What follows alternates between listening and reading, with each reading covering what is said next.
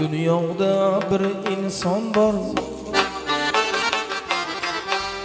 dünyada bir insan var, her neden üstün iken. Boru yoğum toldurur, hem kemu köstüm iken. Ekmekil başını deyip kaddiyu bestim iken. Bazı sahte dostlarım namerduna kestim iken. Endi bilsem Atacanım en yakın dostum iken.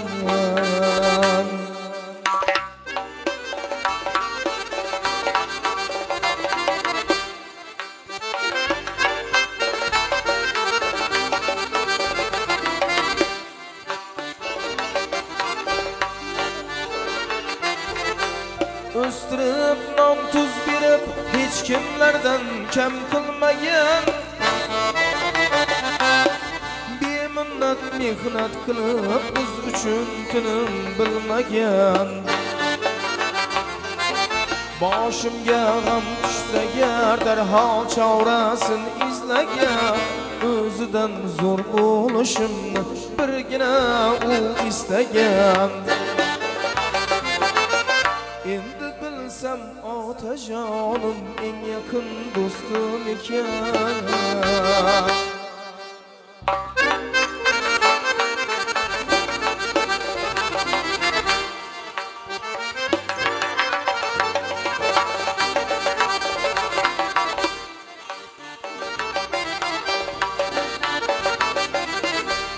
İstegim eylem becem boru yoğun eyler fida.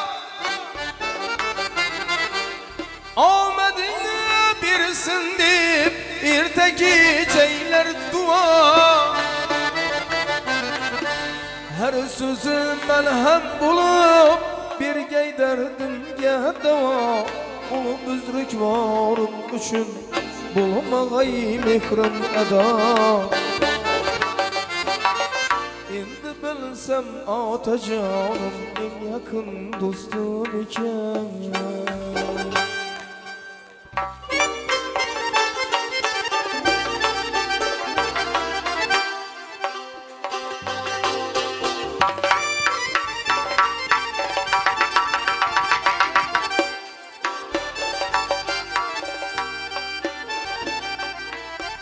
Ta atam yanımdadır har bulup oyga batmadım.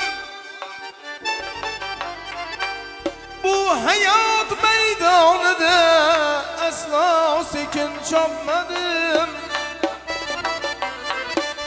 Men nadan henüz hak payını öpmedim.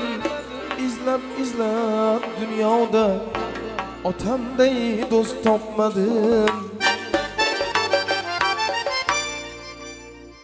Endi bilsem Atacanım en yakın dostum iken.